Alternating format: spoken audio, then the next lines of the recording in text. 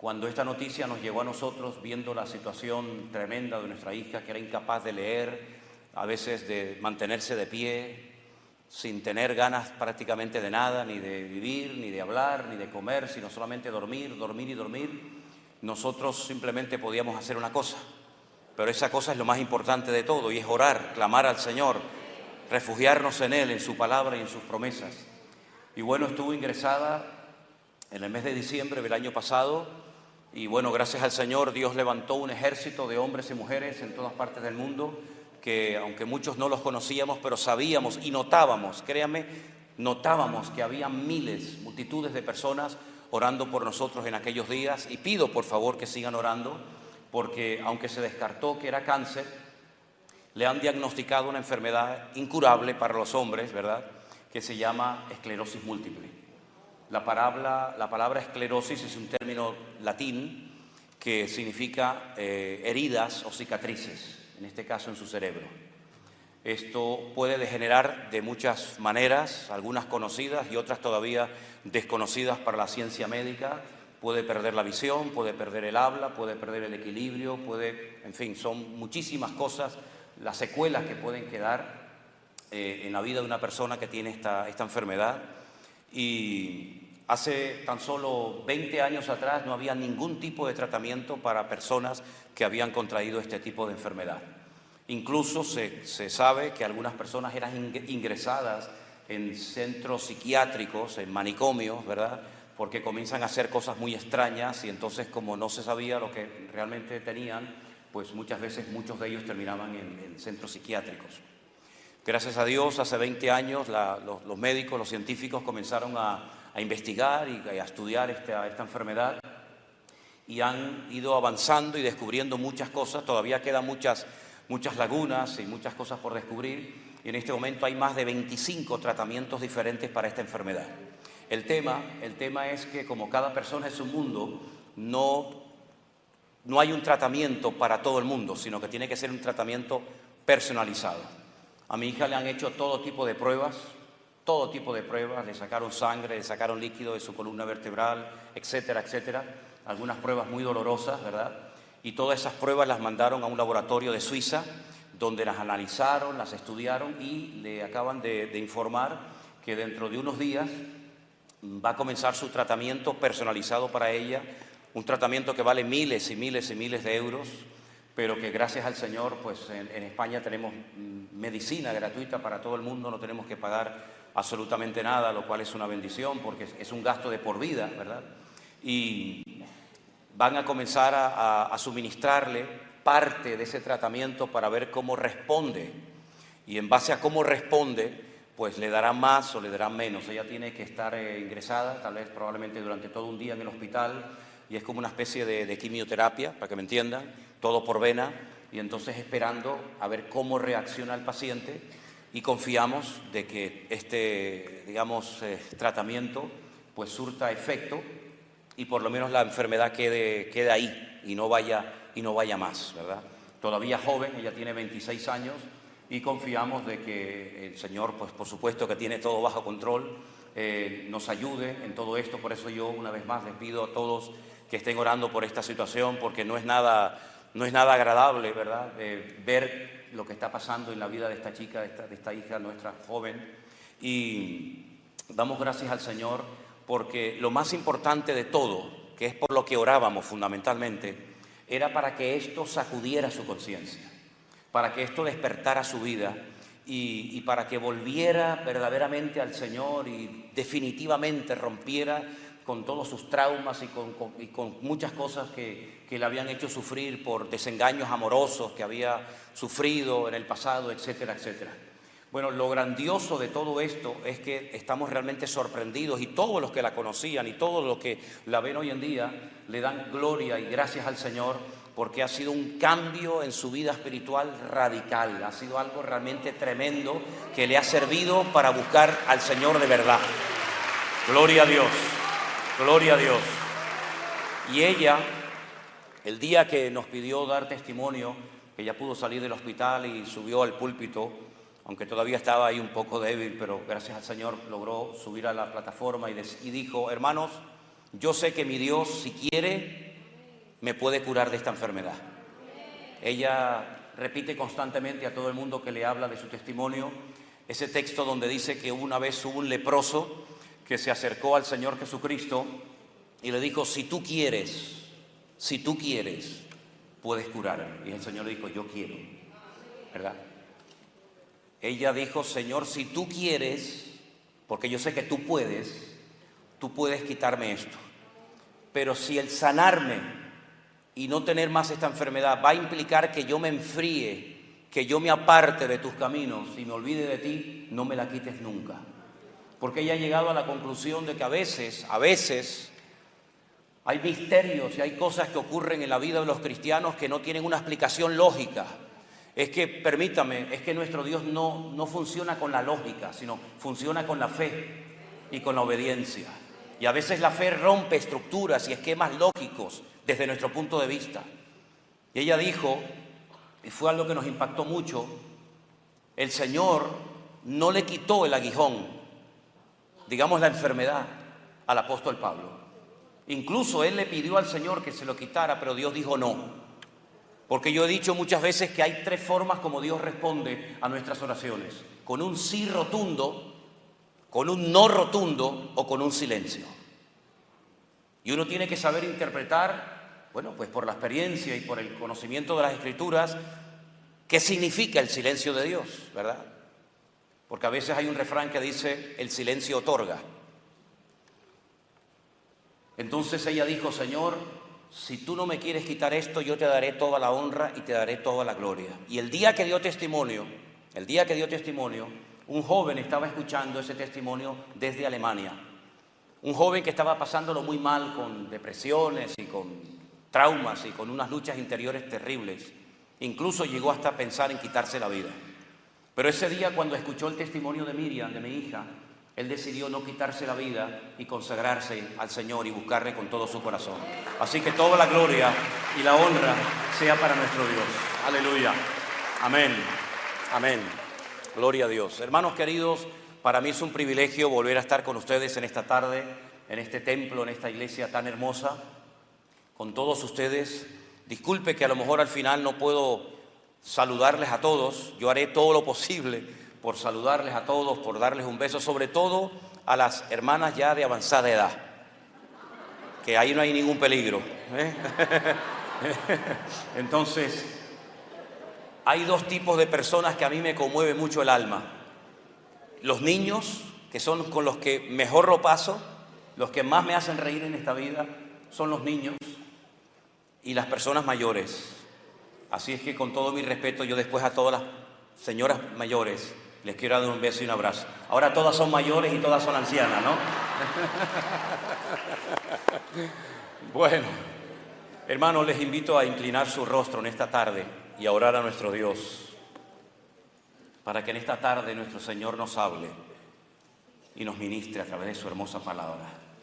Aleluya.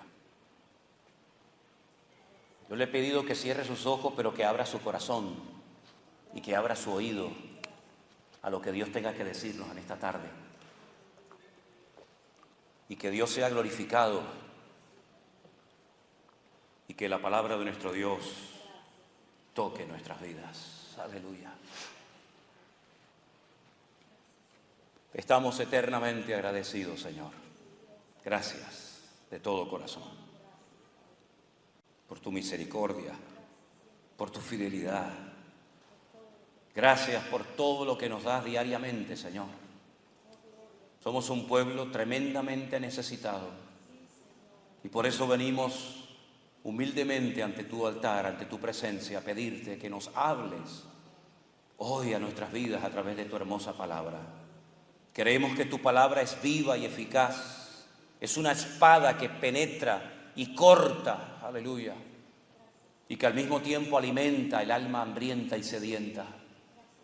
Pero por eso yo te pido, Padre mío, que tú en esta tarde hables a tu amada iglesia aquí presente y a los que están en sus hogares y van a ver después este culto. Háblanos, Señor, y que podamos decir: hoy nos habló el Señor, su Espíritu Santo, a través de su hermosa palabra. Ponemos este tiempo en tus hermosas manos, en el nombre de Jesús. Amén y amén. Quiero llevarles a un capítulo extraordinario que es el capítulo 24 del Evangelio según San Mateo. Mientras van buscando esa porción bíblica, permítanme decirles que este capítulo lo tenemos gracias a una pregunta que 4 de los discípulos del Señor Jesucristo le hicieron al Maestro. Cuando ellos están saliendo del templo de Jerusalén, ellos le muestran al Señor las hermosuras del templo, lo orgullosos que estaban de su templo, que era en aquella época el centro religioso de la época, el centro religioso de la nación. Allí estaba en Jerusalén. Venían de todas partes del mundo a adorar a Dios 3 veces al año, a presentar sus ofrendas, a llevar sus diezmos y presentarse delante del rey. Y ellos le dicen al Señor: Señor, mira qué templo tan hermoso, tan lindo tenemos. Y el Señor les da una palabra que les conmovió el alma. Y la palabra fue tremenda. ¿Veis todo esto? Miradlo bien, porque no quedará piedra sobre piedra que no sea destruida. Esto ocurrió en lo que se llama el Monte Moriah, donde estaba el templo de Jerusalén.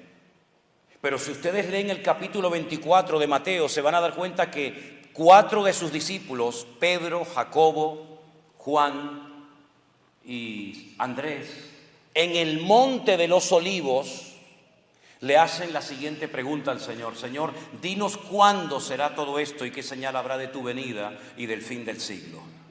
Entre el monte Moriah, donde estaba el templo, y el monte de los olivos, donde estaba Jesús con sus discípulos, hay en medio un torrente, un barranco que se llama el torrente del Cedrón.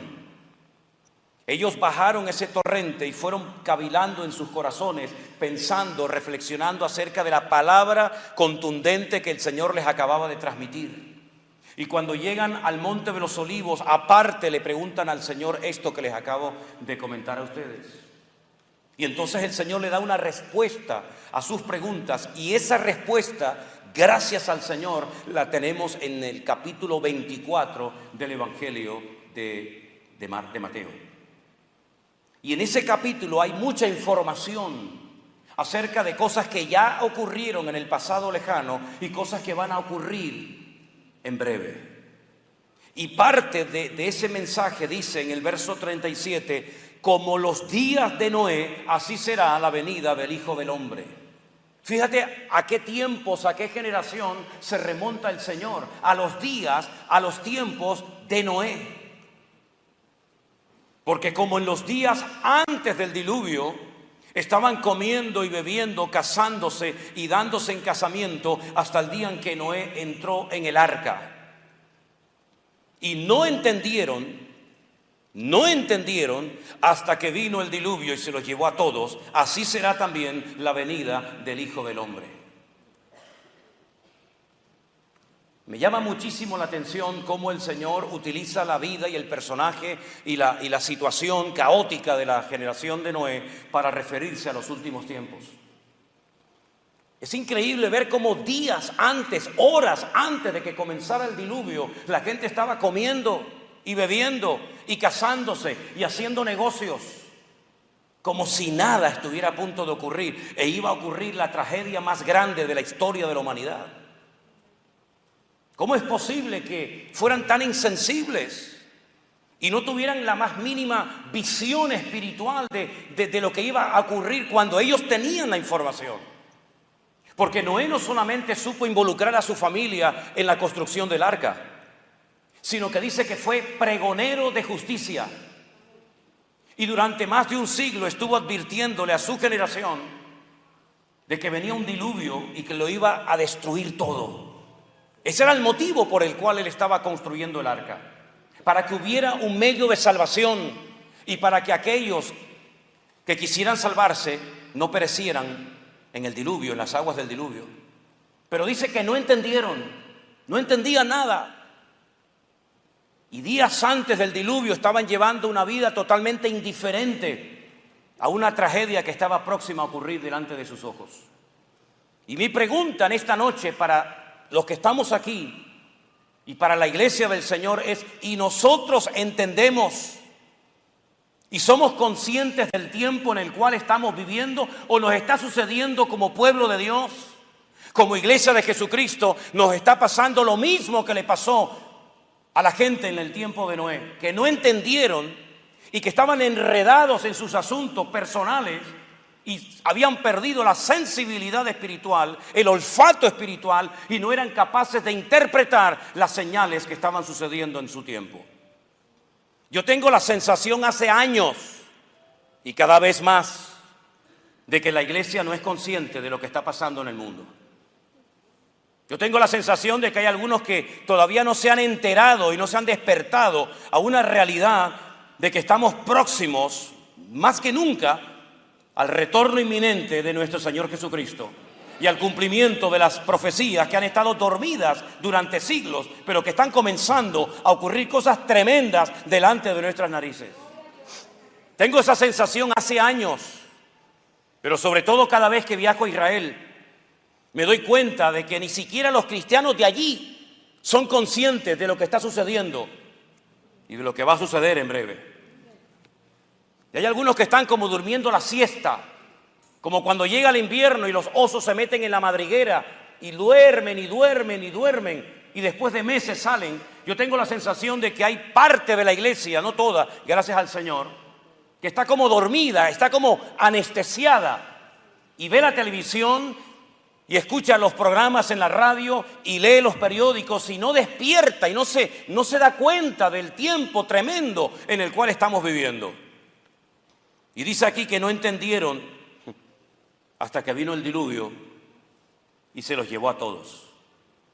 ¿Cuánto tiempo ha perdido la iglesia en estos últimos 2000 años, pero sobre todo en estas últimas generaciones? En discusiones absurdas y ridículas que no llevan a ninguna parte. ¿Cuánto terreno ha perdido el cristianismo, la iglesia, en el mundo? Para ponerles un pequeño ejemplo, cuando ustedes ven las 7 iglesias del Apocalipsis, empezando por la primera, Éfeso, Esmirna, Pérgamo, Tiatira, Sardis, Filadelfia, Laodicea, etc. Todas esas iglesias estaban en lo que hoy en día se conoce como Turquía, antaño Asia Menor. Hoy en día no hay ni una iglesia en esas poblaciones donde antaño hubieron congregaciones que alababan y honraban a Dios. Ni una hay. Sino que hoy en día el Islam, los musulmanes, han arrasado con el cristianismo y se han posicionado en un país donde antes había miles y tal vez hasta millones de cristianos adorando a Dios. Miren, por ejemplo, lo que era Europa. De Europa salieron los más grandes avivamientos que jamás la historia ha experimentado. Y un avivamiento no es estar 3 días cantando, Un avivamiento no es cantar y cantar y cantar y cantar. Eso está muy bien y ojalá en todas las ciudades y universidades y colegios del mundo estuvieran los jóvenes alabando al Señor. ¿Qué daría yo por ver eso en mi país? Pero un avivamiento es cuando la sociedad cambia. Un avivamiento es cuando el pecado retrocede. Un avivamiento es cuando se pone la bandera, la antorcha del evangelio y el diablo es avergonzado y entonces Cristo es levantado en alto en la sociedad y no dentro de un templo. Eso es un avivamiento. Y esos avivamientos los hubieron en Alemania, esos avivamientos los hubieron en Suiza, esos avivamientos los hubieron en Inglaterra, etcétera, etcétera. Donde se cerraban los bares, las discotecas, los prostíbulos, donde la policía dejaba de llevar armas porque ya no había delincuentes que detener y donde ya no había alcohólicos que atender porque las iglesias estaban llenas y los bares estaban vacíos. Eso es un avivamiento. Cuando se cambia la estructura social de una nación, cuando se cambian las costumbres, cuando entra el temor y el respeto a Dios, eso es un avivamiento. Cuando sale de las 4 paredes de un templo y entonces el mundo sabe que aquí está la iglesia del Señor Jesús. Porque la iglesia tiene un mensaje que dar al mundo y nadie lo puede dar sino solamente nosotros. Y lamentablemente la iglesia cometió muchos errores a lo largo de la historia, pero uno de ellos, para mí uno de los más graves, es que se encerró en sus templos y se olvidó de que la iglesia tiene que estar a pie de calle todo el día. Cuando la iglesia se encerró en sus templos, en sus catedrales, en sus conventos, en sus locales, etcétera, etcétera, el mundo comenzó a tomar terreno que antes le correspondía a la iglesia del Señor. La iglesia creció en tiempos difíciles, hermanos, como nosotros estamos viviendo ahora en tiempos muy complicados y en tiempos difíciles. Pero la iglesia no se dejó absorber por el mundo. La iglesia cambió el mundo. Pero hoy en día el mundo está cambiando la iglesia. Ya no hace falta ir al mundo a pecar. Algunos tienen más fácil el cometer pecados dentro de la iglesia que fuera de la misma. ¿Cuánto tiempo ha perdido la iglesia en discusiones que no conducen a nada? Y mientras tanto nos hemos olvidado de transmitir el mensaje del Evangelio y de cumplir con nuestro cometido y con el propósito y el llamado eterno que la iglesia ha recibido.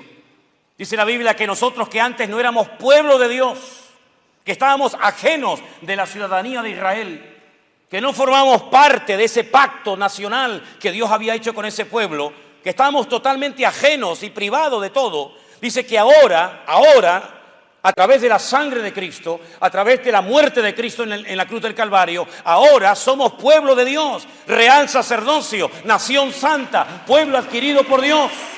¡Aleluya! ¿Pero para qué? ¿Para qué nos hemos convertido en pueblo? ¿Para qué nos hemos convertido en real sacerdocio? ¿Para qué nos hemos convertido en nación santa? Para anunciar las virtudes de aquel que os llamó de las tinieblas a su luz admirable. No es para cantar simplemente, sino para anunciar el Evangelio. Ese es el gran cometido, la gran comisión de la iglesia. Y nos hemos olvidado. ¿Cuántas iglesias hoy en día están horas y horas y horas cantando como si fueran macroconciertos y la palabra brilla por su ausencia? Iglesias que se han establecido en muchas partes del mundo, por supuesto, incluido España, donde son simplemente conciertos donde se canta y se canta, pero allí no hay palabra, allí no hay una declaración en contra del pecado, allí no se llama a la gente al orden, allí no se le dice a la gente que hay que vivir decentemente y con orden, no, porque en cuanto tocas esos temas, la gente se marcha, porque la gente lo que busca es el relajo y la fiesta. Pero la santidad, el orden, la obediencia, el sometimiento, el amor, el respeto, el acatar la palabra de Dios sin cuestionamientos absurdos y ridículos, sin buscarle las cuatro patas al gato, brilla por su ausencia. Por eso, mis queridos hermanos, la iglesia está en crisis. Miren las familias de las iglesias hoy en día. Jamás ha habido tantos divorcios, tantos hijos criados en el Evangelio que abandonan la iglesia como en esta última generación. Como decía hace unos días, ayer o antes de ayer, no recuerdo bien, estuve en un lugar a las afueras de Jerusalén que se llama Yad Shemona. Es una propiedad en una montaña que unos hermanos finlandeses compraron hace muchos años y han plantado muchos árboles y han construido cabañas de madera y hay un hotel y hay restaurantes y hay un auditorio muy bonito para retiros y campamentos de jóvenes. Y me llevaron a un retiro donde estaban jóvenes cristianos que estaban haciendo el servicio militar, estaban en el ejército. Saben ustedes que en Israel el ejército es obligatorio. Los jóvenes, los varones tienen que ir 3 años y las mujeres, las chicas tienen que ir 2. Y hay muchos jóvenes que son cristianos, que son miembros de congregaciones, que van al ejército y ante la alarma de que el 80% de los que entraban al ejército nunca volvían a la iglesia al finalizar su estadía en el ejército, los pastores se despertaron y se dejaron de perder el tiempo en tonterías y se decidieron poner juntos y de vez en cuando hacen congresos, hacen convenciones, hacen reuniones para ayudar y fortalecer la fe de estos muchachos para que den un testimonio dentro y cuando salgan puedan seguir brillando para la gloria del Señor. Y esto me hacía pensar, yo digo, Señor, aquel muchacho llamado José lo llevan a Egipto, sin padres, sin familia, sin amigos, sin pastor, sin iglesia, sin nada. Pasa de la noche a la mañana de ser el niño amado y mimado de su padre a ser un esclavo en Egipto. Pero la palabra de Dios nos enseña que aunque parece que todo le salía mal, el Señor siempre estuvo con él. Y cuando pasan los años y sus hermanos van a Egipto, porque no les queda más remedio que bajar a Egipto para comprar alimentos, y él reconoce a sus hermanos, Cuando Él por fin se da a conocer a sus hermanos, Él les dice: no tengan temor, porque no fueron ustedes los que me trajeron aquí. Fue mi Dios el que utilizó vuestros celos, vuestra envidia, para traerme aquí. ¿Cómo pudo guardar ese muchacho su corazón? ¿Cómo pudo estar tantos años solo, pero manteniendo su santidad y su integridad delante de Dios, hasta el punto que él prefirió ir a la cárcel para respetar a la esposa de su amo antes de caer en aquel pecado, en aquel acto vergonzoso? Y fíjense, por ejemplo, aquellos jóvenes que llevaron cautivos a Babilonia, que los castraron porque si tenían que vivir en el palacio tenían que ser eunucos toda su vida, que no podían tener descendencia, ni familia, ni nada, que les cambiaron el nombre, que los intentaron desprogramar, enseñándoles la cultura, la idiosincrasia, la religión, las costumbres de Babilonia, con otra religión, con otro idioma, sin iglesia, sin pastores, sin...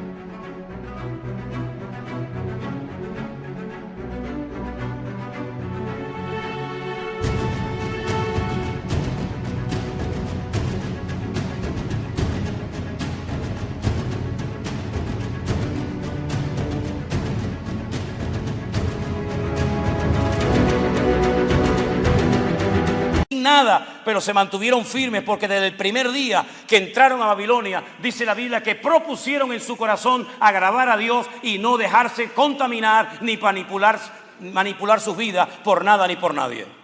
Y yo me pregunto, ¿dónde está esa gente hoy en día?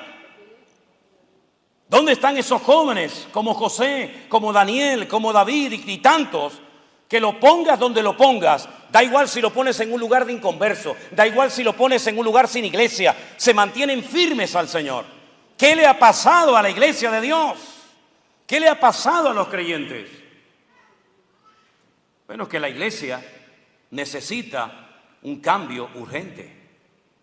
En Europa se produjo una gran transformación de la iglesia hace siglos y conocemos ese movimiento como la Gran Reforma. Pero yo creo que hace falta hacer una reforma de la reforma. Porque es increíble ver el estado espiritual de muchas congregaciones que no tienen ningún motivo para quejarse, sino para servir al Señor por todo lo que el Señor les ha dado. Y si ustedes supieran los motivos por los cuales se han dividido algunas congregaciones, yo no sé si echarnos a reír o a llorar. Estuve en una congregación que tenía más de 150 años de historia. Una iglesia fundada con sangre y lágrimas. Una iglesia que puso la primera piedra de esa iglesia, la tatarabuela de mi esposa Elena. Donde eran perseguidos, donde eran humillados y donde los jóvenes que se convertían en aquel tiempo a Cristo eran expulsados de sus hogares. No se les daba trabajo, se les cerraban todas las puertas. Pues resulta de que en esa congregación durante más de un siglo, las mujeres no podían orar. Era pecado mortal. No podían orar. Y un día, un pastor, amigo mío, hablando con algunos ancianos, algunos líderes y obreros de la iglesia, dijo: yo creo que sería muy bueno que las hermanas pudieran también orar en un momento determinado, en un culto. Bueno, ¿para qué fue aquello, hermanos? Se produjo una revolución para mal dentro de la iglesia, se dividió la congregación, se pelearon los hermanos y fue un escándalo en un pequeño pueblo donde el pueblo está dividido en la mitad cristianos y la mitad evangélicos. Es tremendo, ¿verdad? Por decirle a las hermanas que ahora podían orar en los cultos, se dividió una iglesia de más de 150 años. Conozco otra iglesia que al principio era muy pequeña, había muy poca membresía, Y entonces cuando llegaba el día de la participación del pan y el vino, la comunión o la Santa Cena o como lo llamen, pues tenían una copa. Porque bueno, al fin y al cabo eran poquitas personas y con una copa pues se cubría. Pero como la iglesia fue creciendo y creciendo, pues hombre, ya con una copa se tardaba demasiado. Y aparte, hombre, no es lo mismo beber de una copa a 4 personas que beber 200 personas. Y con todo esto del COVID y todas estas cuestiones, se decidió darle una copita individual a cada miembro. Se dividió la iglesia. Porque nunca, jamás hemos tomado la Santa Cena en copas individuales, sino tiene que ser la copa del Señor. Y se dividieron y se pelearon. Y algunos se dejaron de hablar. Y algunos pelearon entre sí y se discutieron. Conozco otras iglesias que cuando alguien propuso cantar canciones que no fueran necesariamente himnos, sino coros o como lo llamen, la iglesia se dividió en 20 pedazos, porque eso era un sacrilegio, cantar coritos o canciones y no himnos en una iglesia. Y yo imagino al diablo frotándose las manos, viendo las ridiculeces por las cuales la casa de Dios se ha dividido y los hermanos se han peleado entre sí y se han dejado de hablar. Hermanos, necesitamos un bautismo, pero un bautismo de amor. Porque si realmente nos amáramos, seríamos capaces de soportarnos. Y a mí no me importa si tú levantas las manos o no las levantas. A mí no me importa si usted alaba al Señor de una manera o de otra. A mí no me importa si usted, hermano, se quiere poner el velo, la mantilla o no. A mí lo que me interesa es que si Cristo te ha lavado con su sangre, tú eres mi hermano y tenemos que amarnos durante toda la vida. ¡Aleluya! Eso es lo que el Señor está buscando en su iglesia. Muchas veces me preguntan, pastor, hermano Sierra, ¿su iglesia a qué denominación pertenece? Y le digo, no me haga perder el tiempo. Hay más de 4.500 millones de inconversos en el mundo que yo tengo que alcanzar de alguna manera antes de que me vaya de este mundo. Y me queda menos ministerio que el que ya he desarrollado. Yo no voy a perder el tiempo en tonterías. Si usted quiere ponernos una etiqueta, venga el domingo al culto, mire el culto y usted póngale la etiqueta que quiera. Pero nosotros tenemos un propósito y una meta y una misión que cumplir en esta vida. Y no vamos a estar perdiendo el tiempo que en esta denominación o en otra denominación, o cuántos son o cuántos no son, y cómo alaban y cómo no alaban, y si esto se puede hacer, y si esto tiene vigor o esto no tiene vigor. Hermano, el mundo se está perdiendo. El mundo se está perdiendo mientras la iglesia no se va a poner nunca de acuerdo. Pero es que Dios no nos ha llamado a estar siempre de acuerdo, pero Dios nos ha llamado a mantener la paz, a mantenernos unidos y amar a Cristo y levantarlo en alto a pesar de nuestras diferencias, para la gloria de Dios. Aleluya. Yo noto en la iglesia muchos heridos. En estos 3 años hemos trabajado con muchas personas de muchas partes del mundo, como ustedes saben. Y hemos entrado en contacto con personas que hacía muchos años que no se congregaban. Conocí en México a una hermana que me decía que hacía 18 años que se había apartado de los caminos del Señor. Conocí en el Monte de los Olivos precisamente a una hermana colombiana que estaba sola en Israel y que pidió unirse a nuestro grupo. Y cuando ella abrió su corazón por las heridas, por lo mal que lo había pasado en su congregación, en su juventud, hacía 40 años que había dejado de congregarse. Con este tipo de personas hemos tenido que lidiar y trabajar en los últimos años. Con gente herida, gente lastimada. Y déjenme que les diga algo. Ser herido en la vida es inevitable. No vayas por la vida creyendo que nunca te vas a sentir ofendido, ni herido, ni maltratado, ni malinterpretado. Es imposible.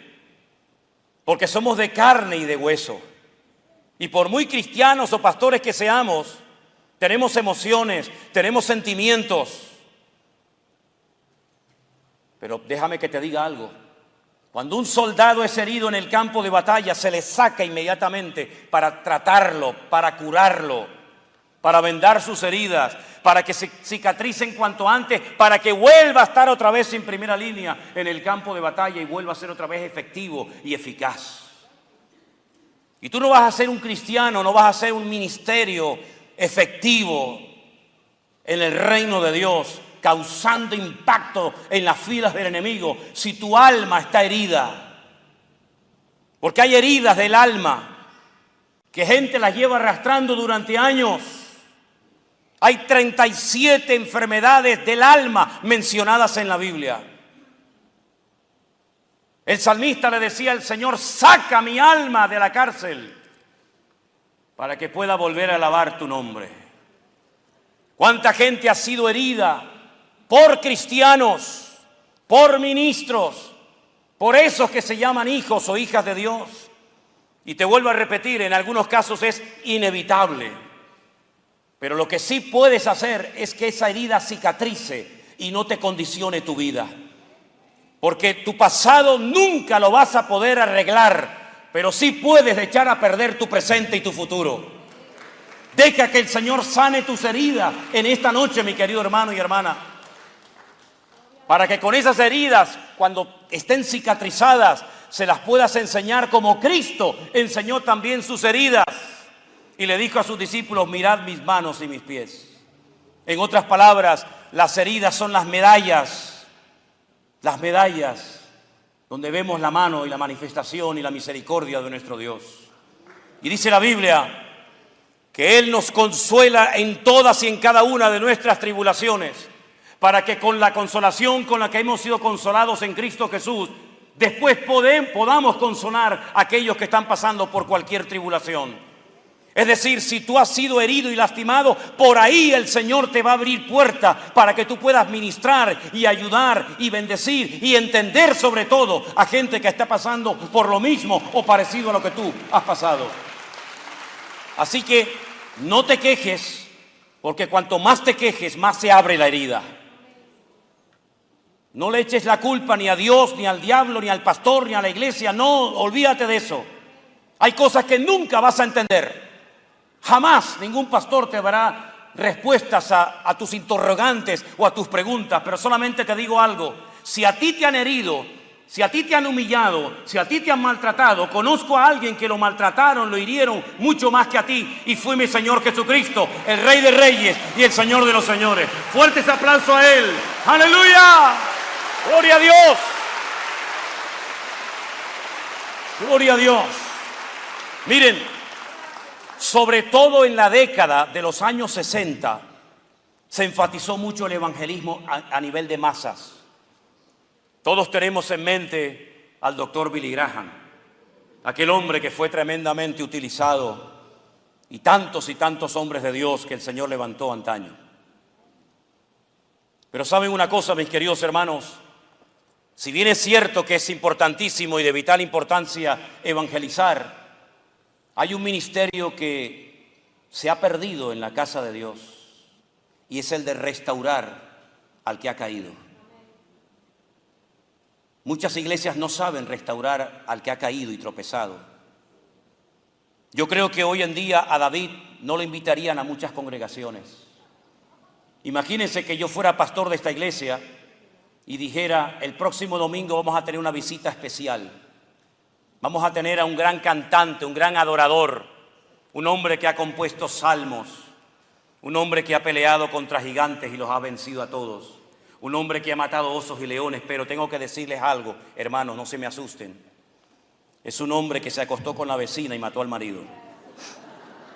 Pero pastor, ¿pero a quién nos va a traer usted el domingo a predicar a la iglesia? ¿A un asesino? ¿A un adúltero? No, al dulce cantor de Israel. Porque Dios perdona y olvida. ¡Aleluya! A ese es el que traeríamos. ¿Quién invitaría a un predicador que, hermano, es un tremendo predicador, ha hecho milagros, señales, prodigios, caminó con Cristo por encima de las aguas, pero le negó públicamente diciendo: yo no le conozco, yo no sé quién es? ¿Quién invitaría a predicar a un hombre que dudó y dijo públicamente: si no meto mis manos en su costado, no creo? Queridos hermanos, gracias a Dios que nosotros no vivimos en los tiempos bíblicos.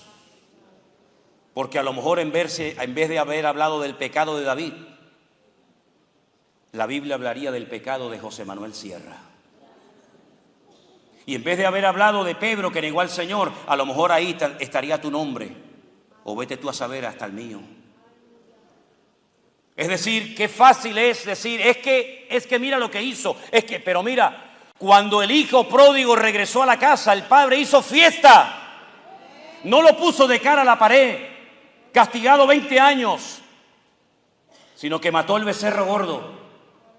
Pero había otro en la casa que dijo, ¿qué es lo que pasa? Porque no estaba acostumbrado a gozarse. Mira, el que no sabe gozarse con uno mismo no se goza en el gozo de los demás. Y tuvo que salir al padre y decirle, ¿pero qué te pasa? Tu hermano ha venido. Y él decía, no, tu hijo no, tu hermano ha venido, el que estaba muerto y ha revivido. Y es necesario tirar la casa por la ventana y hacer fiesta porque, gloria a Dios, ha vuelto arrepentido. En un genuino arrepentimiento, diciendo, he pecado contra el cielo y contra ti, no soy digno de ser llamado tu hijo. Pero él no sabía lo que era la restauración del herido. Pero sin embargo, él estaba más herido que aquel que se fue, porque era un resentido y un amargado. ¿Y cuánta gente en la iglesia se gozan cuando cuentan con ellos, pero se ponen nerviosos y celosos cuando el Señor levanta a otro que a lo mejor lo usa más que a ti?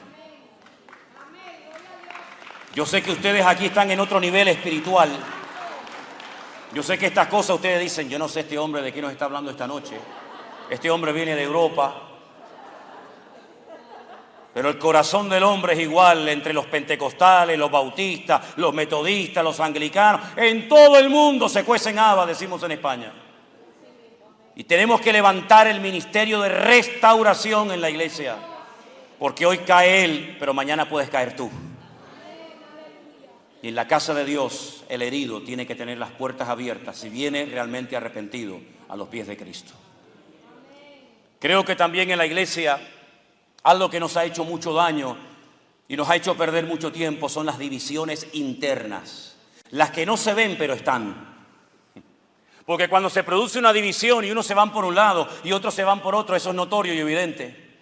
Pero hay otras divisiones que no se ven, pero que son tremendamente peligrosas y que debilitan la estabilidad de la iglesia y le roban potencial y le roban bendición. Y son esas divisiones como las que se producían en la iglesia de Corinto, donde el apóstol Pablo, cuando es informado por la familia de Cloé y le dice, en parte me creo lo que me están diciendo, dice que algunos decían, yo soy de Pablo, yo soy de Apolos, yo soy de Cefa y poquitos soy yo soy de Cristo. Y Pablo dice, eso es una actitud carnal, infantil, inmadura, muchos dones, muchas manifestaciones carismáticas, pero a la hora de la verdad esto no funciona. ¿Es que acaso Cristo está dividido? ¿Quién es Pablo? ¿Quién es Apolos? Si el crecimiento quien lo ha dado no es este ni el otro, sino ha sido Dios, y nadie puede poner otro fundamento que el que está puesto. A Pablo no le hizo ninguna gracia esa noticia, todo lo contrario.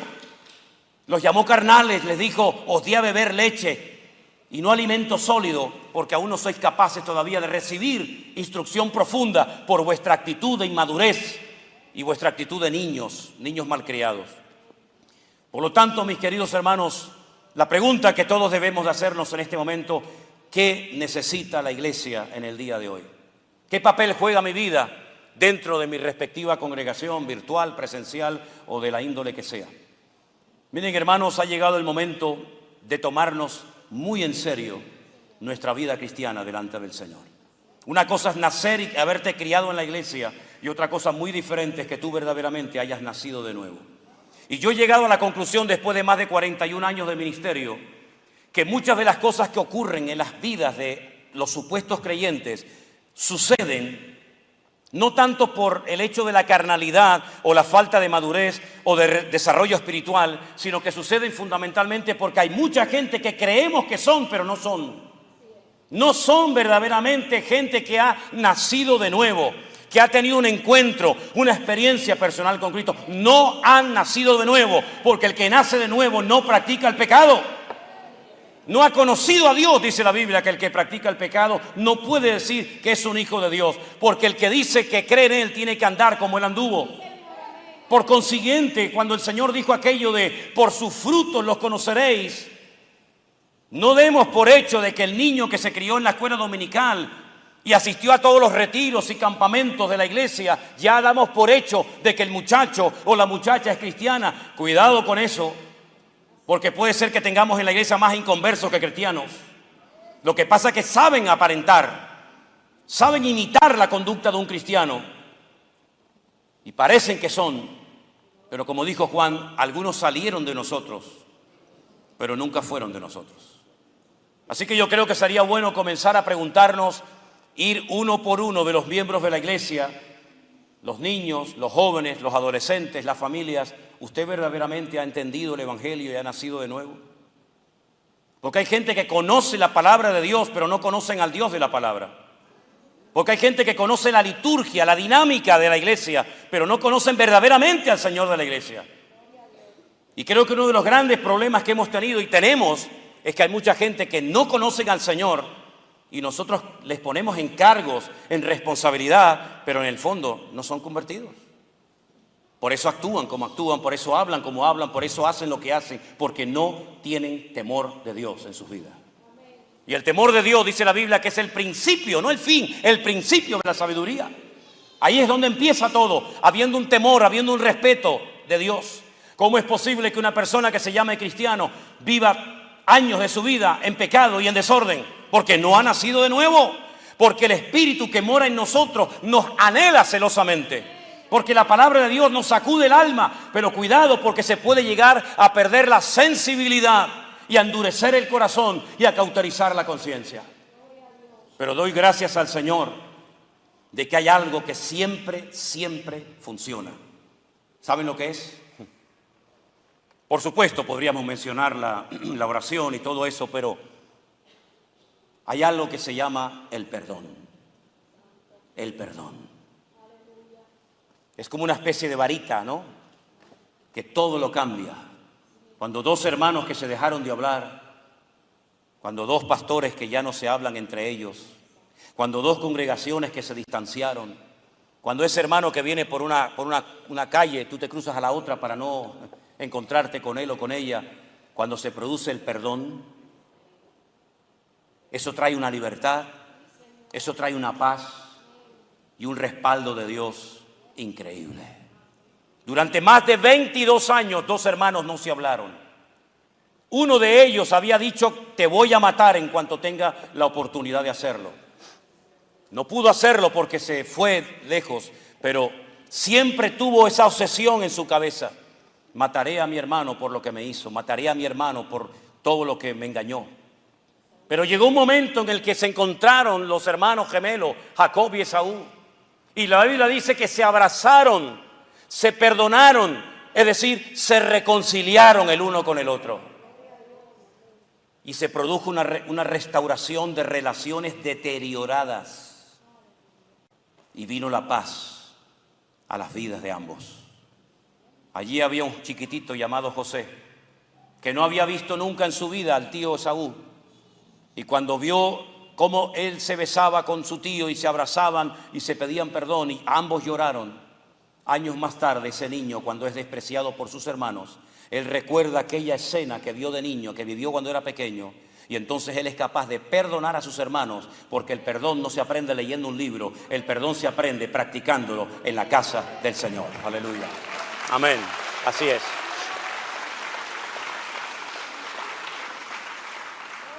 Y hay una buena noticia para todos y cada uno de nosotros, y es que a pesar de todo el tiempo perdido, a pesar de las divisiones internas, a pesar de lo que ha sucedido, el Señor sigue trabajando en su amada iglesia. Dios está levantando un remanente en todas partes del mundo de gente fiel, de gente que va en serio, de gente que quiere vivir en santidad, en orden, de gente que no quiere levantarse a sí mismo, sino que quieren levantar en alto el nombre de Cristo para que lo miren a Él y no te miren a ti. Y déjame decirte algo para concluir en esta noche.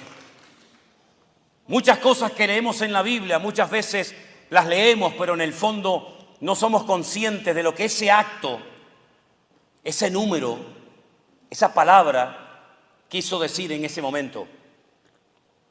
Como por ejemplo, yo le digo a los hermanos cuando viajamos por el mar de Galilea, por el Kineret, yo les digo, hermanos, ustedes no se dan cuenta, no recuerdan que cuando llegaron a la orilla aquellos discípulos que habían recién agarrado una pesca milagrosa tremenda, Juan dice que contó los peces que habían pescado y dice que dijo, aquí hay 153 grandes peces. Y algunos dicen, bueno, es que en el mar de Galilea hay 153 especies de peces diferentes. Sí, es verdad, pero hay mucho más que eso. ¿Por qué dijo Juan que había 153 peces en aquella pesca milagrosa? Porque es la firma de Dios. Porque el idioma hebreo es un idioma alfanumérico. Cada letra es un número y cada número es una letra. Y cuando usted pronuncia la frase o la expresión Ani Elohim, yo soy Dios, el valor numérico de dicha frase es 153. Como diciendo, yo fui el que hice este milagro. Hay muchos detalles en la Biblia que pasan desapercibidos y déjeme que les haga gráficamente uno de ellos. La palabra de Dios nos dice en el Evangelio según San Juan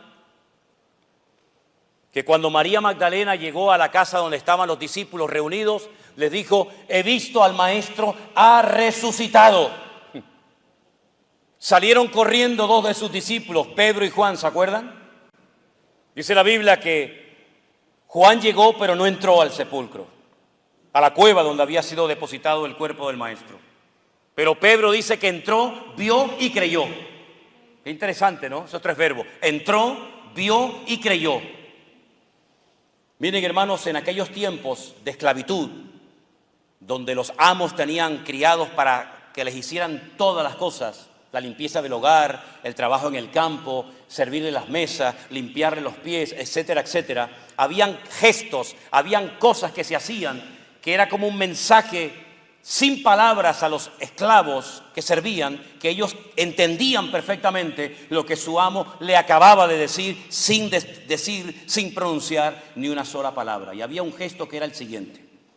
Cuando usted estaba comiendo en aquella época bíblica, si usted se tenía que levantar y ausentarse de la mesa por cualquier motivo, usted cogía su servilleta, imaginemos que era una cosa como esta, no tengo otra cosa. Era una cosa como esta y usted tenía que ausentarse unos momentos y usted no iba a volver porque le surgió un problema, le surgió una situación y usted no va a volver más. Usted no va a volver más. Entonces usted cogía la servilleta y hacía así.